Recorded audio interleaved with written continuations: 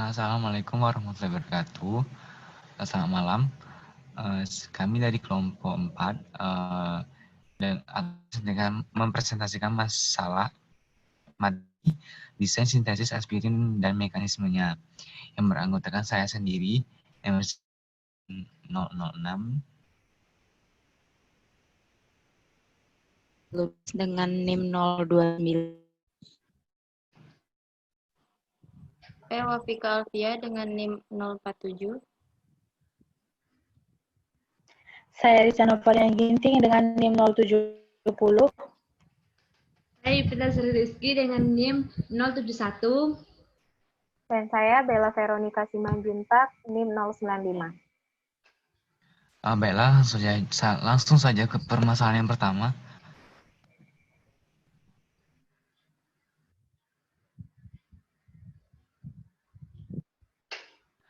Nah, pada permasalahan pertama ini, jelaskan mengapa dalam sintesis aspirin ini menggunakan anhidrida asetat daripada menggunakan asam asetat. Nah, dari teman-teman sekalian, adakah yang bisa membantu menjawab permasalahan ini?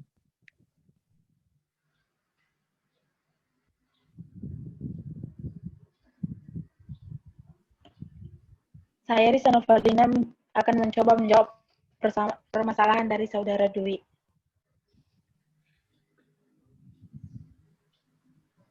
Menurut saya, di sini anhidra asam asetat yang digunakan, karena hasil esterifikasi fenol ini akan mendapatkan hasil yang lebih baik apabila digunakan derivat asam karboksilat yang lebih reaktif.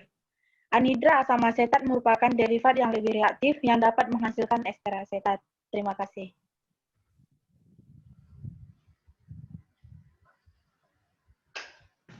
Terima kasih atas tanggapannya. Menurut saya jawaban Risa masih kurang tepat, dan adakah teman-teman ingin menambahkan? Baiklah, saya Yupita Sri Rizky akan mencoba menjawab pertanyaan dari Dwi atau menambahkan jawaban dari saudari Lisa.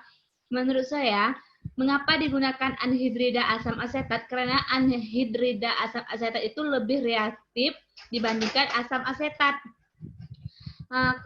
Kelebih reaktifan anhidrida asam asetat ini disebabkan oleh struktur anhidrida asam asetat telah kehilangan atom hidrogen sehingga atom karbon tempat hidrogen melekat menjadi lebih elektropositif. Terima kasih.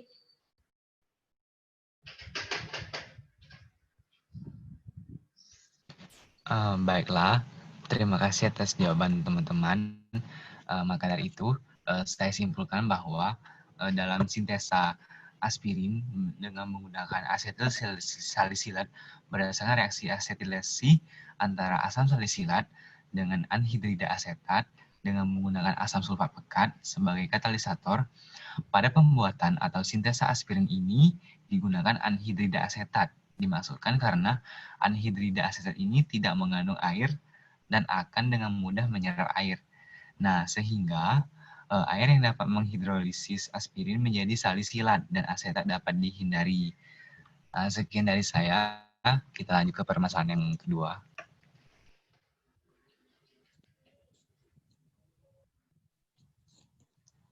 Selanjutnya itu permasalahan dari saya, yaitu asam salisilat adalah asam bifungsional yang mengandung dua gugus fungsi, yaitu gugus alkohol dan juga asam karboksilat.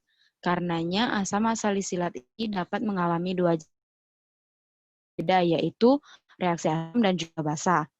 Nah, apa yang terjadi jika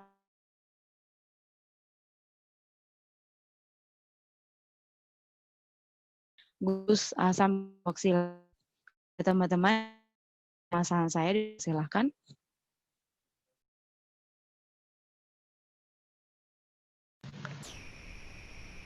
Menjawab permasalahan dari dalam suatu yang berbeda, asam salisilat ini merupakan reaksi pembatas dan asetat anhidrida berlebihan. Nah, apa yang terjadi apabila yang diserang itu ialah jika atom COH. Menurut saya itu adalah produk yang dihasilkan itu lebih sedikit karena energi yang dihasilkan itu tidak besar. Bagaimana dengan Saudari Dewi? Mungkin ada tambahan dari teman-teman yang lain untuk memperkuat jawaban dari Saudara Dwi. Baiklah, saya Risa Novelina akan mencoba mendapatkan jawaban dari Saudara Dwi. Menurut saya, jika asam anhidra yang menyerang atau mahal dari asam karboksilat itu akan mendapatkan hasil yang baik, tetapi biasanya itu rendamannya rendah. Reaksi yang terjadi di sini yaitu reaksi esterifikasi. Di sini reaksi esterifikasi berkataliskan asam merupakan reaksi yang reversible. Asam anhidrat ialah turunan dari asam dengan mengambil air dari dua gugus karboksil dan dengan cara ini adalah asam asilsilat atau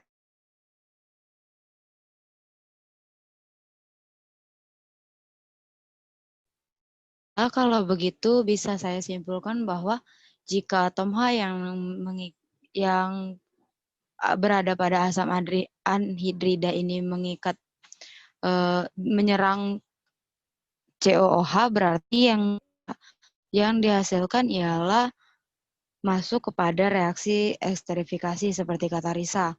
Karena esterifikasi ini berkataliskan asam merupakan reaksi yang reversible atau dapat balik.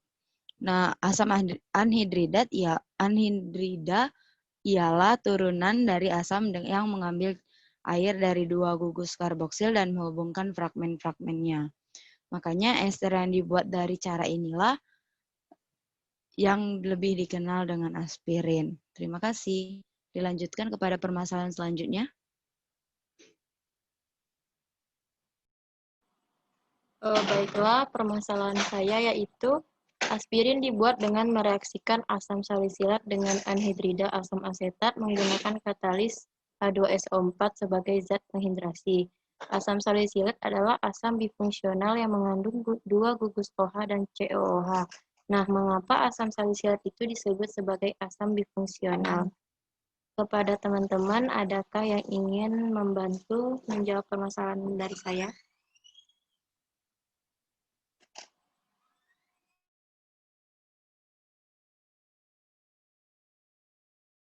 Saya akan menjawab permasalahan dari Saudari Wafika. Kalau menurut yang saya baca di literatur, aspirin kan dikenal sebagai asam bifungsional itu dikarenakan dia mengikat gugus alkohol dan juga gugus asam karboksilat. Nah, di sini bifungsional itu artinya dapat bereaksi dalam keadaan asam maupun basa. Jadi aspirin itu termasuk bifungsional karena dua gugus yang terkandung ini dapat bereaksi dalam keadaan asam maupun basa. Terima kasih. Terima kasih atas jawaban dari Dewi. Di sini saya ingin teman-teman menambahkan lagi supaya jawabannya lebih kuat. Adakah yang ingin menambahkan? Baiklah, mungkin saya Wafik akan menambahkan jawaban dari Dewi tadi. Sebenarnya sudah benar juga yang disebutkan Dewi, bahwa asam salisilat itu dikatakan sebagai asam bifungsional. Nah, menurut sumber yang sudah saya baca juga, itu kita lihat dari strukturnya. Dia itu ada memiliki dua macam gugus. Yang pertama itu gugus karboksil dan juga hidroksil. Nah, mengingat adanya dua gugus itu tentunya akan memiliki fungsi ada dua juga, di mana dia memiliki dua fungsi sebagai gugus hidroksil, min OH, dan juga yang nantinya akan menjadi fenol, dan juga gugus karboksil, COOH, yang sebagai asam benzoatnya. Baiklah, terima kasih kepada Bella dan Dewi. Di sini saya dapat menyimpulkan bahwa aspirin dikenal sebagai asam bifungsional ini karena mengandung dua gugus, yakni gugus hidroksil yaitu OH dan gugus karboksil yaitu COOH. Nah, di mana gugus hidroksil itu sebagai fenol, sedangkan gugus karboksil itu sebagai asam benzoat. Nah, bifungsional di sini artinya dalam bereaksi bisa keadaan asam ataupun basa. Aspirin termasuk bifungsional karena dua gugus yang dikandung ini dapat bereaksi dalam keadaan asam atau maupun basa. Terima kasih. Lanjut kepada permasalahan yang selanjutnya.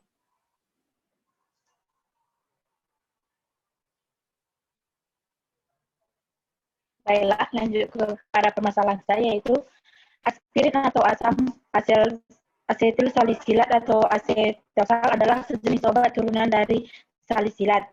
Pada pembuatan aspirin, apa yang menyebabkan sehingga aspirin tidak larut dalam air?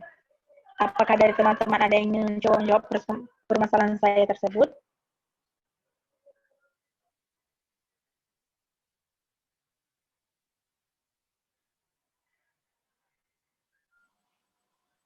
Baiklah, di sini saya akan menjawab permasalahan dari Risa, yaitu aspirin tidak larut dalam air dikarenakan asam salisilat adalah bahan baku aspirin, yang merupakan senyawa turunan asam benzoat dan asam lemah yang memiliki sifat sukar larut dalam air. Oleh karena itu, dalam pembuatan aspirin dilakukan penambahan air. Hal ini bertujuan agar terjadi endapan aspirin. Nah, reaksi ini juga dilakukan pada air yang dipanaskan agar mempercepat tercapainya energi aktivasi. Selain pemanasan, bisa juga dilakukan pendinginan yang dimaksudkan untuk membentuk kristal. Karena ketika suhu dingin, molekul-molekul aspirin ini akan bergerak melambat dan pada akhirnya terkumpul membentuk endapan melalui proses nukleasi atau induced nucleation. Nah, bagaimana kepada saudari Risa? Baik, terima kasih atas jawaban dari saudari Wafi. Di sini apakah ada teman-teman yang ingin mencoba menambahkan dari jawaban Wafi? Baiklah, saya Bella ingin coba menambahkan jawaban dari Wafik. Menurut sumber yang sudah saya baca, aspirin itu bukannya tidak dapat larut dalam air, melainkan pembuatan aspirin pembentukan atau pembuatan aspirin itu tidak akan dihasilkan produk, yaitu aspirin, jika dalam keadaannya itu berair. Nah, nantinya yang akan terjadi malahan asam salisilat yang terbentuk akan terhidrolisis menjadi asam salisilat yang berair. Nah, aspirin yang baik itu akan terbentuk saat terjadi proses asetilasi. Apa itu proses asetilasi?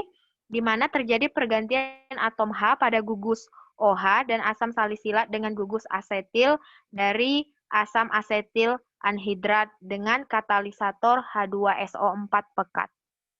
Bagaimana, Risa? Baik, terima kasih kepada Bella dan Wafi yang telah menjawab permasalahan saya. Di sini dapat saya simpulkan, aspirin dibuat dengan mereaksikan asam salisilat dengan anhidra asam asetat menggunakan katalis H2SO4 pekat sebagai zat penghidrasi. Asam salisilat adalah asam bifungsional yang mengandung dua gugus OH dan COOH.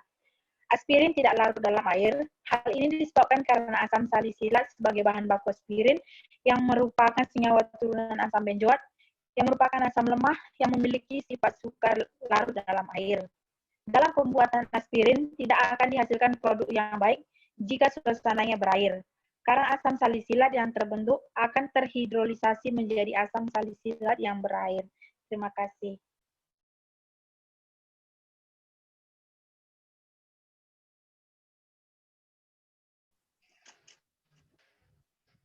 Baiklah, pertanyaan selanjutnya adalah pertanyaan dari saya, yaitu aspirin dibuat dengan mereaksikan asam salisilat dengan anhidrida asam asetat menggunakan katalis 85H3PO4 sebagai zat penghidrasi. Pertanyaan saya, mengapa harus menggunakan katalis 85% H3PO4 sebagai penghidrasinya?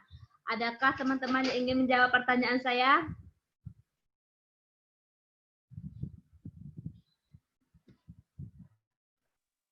Baiklah, di sini saya akan menjawab permasalahan dari Tita. Nah, mengapa menggunakan katalis 85% H3PO4 di sini? Karena fungsi dari 85% H3PO4 itu adalah sebagai katalis dalam reaksi sintesis asam asetil salisilat dan pemberi suasana asam karena reaksi itu berlangsung pada suasana basah. Bagaimana kepada Saudari Tika? Baiklah, adakah yang ingin menambah jawaban dari Saudari Wafika? Karena menurut saya jawaban dari Saudari Wafika belum lengkap. Baiklah, saya akan mencoba menambahkan. Jadi karena penggunaan katalis asam fosfat 85% itu ialah dikarenakan kadar 85% dari asam fosfat ini memiliki titik didih yang lebih tinggi daripada air, yaitu sebesar 158 derajat Celcius. Selain itu, density-nya pun lebih tinggi daripada density air, sehingga asam fosfat dijadikan sebagai penghidrasi atau yang biasa kita sebut itu penarik molekul air agar aspirinnya itu tidak berair, sebagaimana permasalahan yang sebelumnya. Density dari asam fosfat ini lebih tinggi sehingga asam fosfat itu mudah menarik molekul air yang terdapat dari reaksi tersebut, sehingga yang kita hasilkan itu aspirin yang baik yang tidak mengandung banyak air seperti itu. Terima kasih. Baiklah, dari jawaban dari saudari-saudari tadi dapat saya simpulkan sebenarnya bukan hanya katalis H3PO4 saja yang bisa dibuat yang bisa dibuat untuk membuat aspirin, tapi bisa juga dengan menggunakan katalis asam sulfat. Mengapa digunakan katalis H3PO4? Karena fungsi dari 85% H3PO4 yang ditambahkan adalah sebagai katalis dasar reaksi sintesis asam asetilsilisilat dan pemberi suasana asam karena reaksi berlangsung pada suasana asam. Penggunaan katalis 85% H3PO4 ialah dikarenakan asam fosfat dengan kadar 85 memiliki titik didih yang lebih dari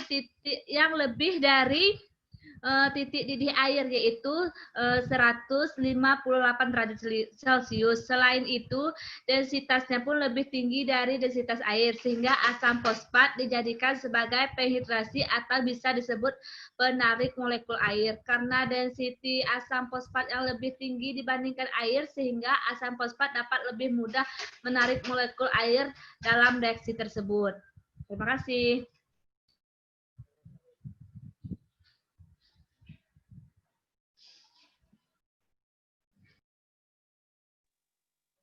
Baiklah, selanjutnya itu permasalahan dari saya. Sebagaimana bentuk ester aromatik pada umumnya, aspirin mempunyai gugus rawan yang sangat peka dengan kata lain aspirin relatif tidak stabil terhadap pengaruh hidrolisis, terhasifis, asam spesifik, dan basa spesifik. Nah, mengapa aspirin relatif tidak stabil tapi masih juga digunakan sebagai bahan obat? Adakah teman-teman yang ingin membantu saya untuk menyelesaikan permasalahan tersebut? Baiklah, saya akan mencoba menjawab pertanyaan dari Saudari Bella. Menurut saya, karena asam asetil salisilat atau yang lebih kenal dengan aspirin ini merupakan salah satu turunan dari asam salisilat. Asam salisilat, asam asetil salisilat adalah obat yang paling sering digunakan untuk meredakan nyeri ringan sampai sedang yang sebabnya beragam, tetapi tidak efektif untuk menghilangkan nyeri organ dalam, seperti imperkus mikrodium atau kolik pada batu ginjal atau empedu. Aspirin mempunyai gugus rawan yang sangat peka. Dengan kata lain, aspirin ini relatif tidak stabil terhadap pengaruh hidrolisis dan proses pemindahan hasil yang lain. Profil laju pH yang terkesan sebagai reaksi hidrolisis terhentivis asam spesifik dan basa spesifik.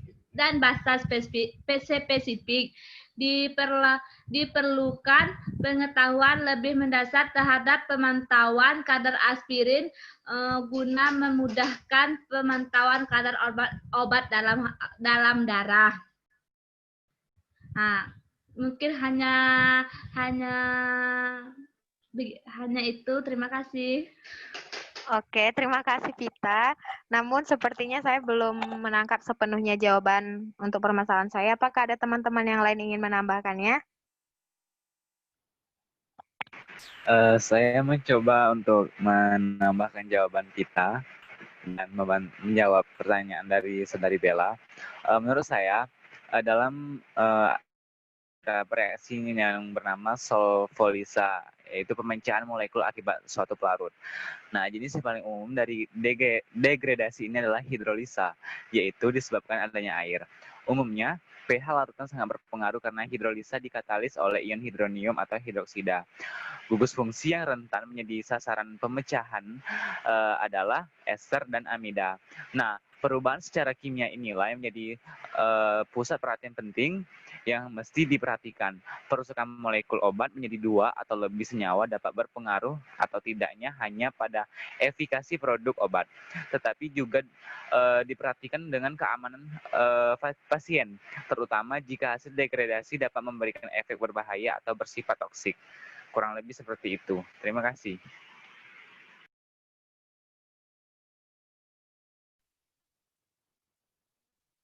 Terima kasih kepada Yupita dan juga Dwi yang sudah memberikan jawabannya. Jadi dapat saya simpulkan kenapa aspirin dia relatif tidak stabil, namun masih digunakan juga sebagai bahan obat. Nah, itu karena aspirin itu mengalami degradasi secara kimiawi yang melibatkan berbagai macam reaksi spesifik seperti oksidasi, hidrolisa, dehidrasi, dan interaksi dengan eksipien. Nah, paling umum itu di mana terjadi hidrolisa yang disebabkan adanya air. Hasil degradasi aspirin tidak toksik, jadi bisa digunakan sebagai obat. Seperti itu.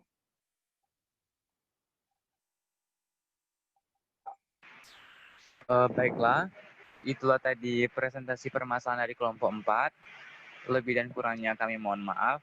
Saya akhiri. Wassalamualaikum warahmatullahi wabarakatuh. Selamat malam. Bye.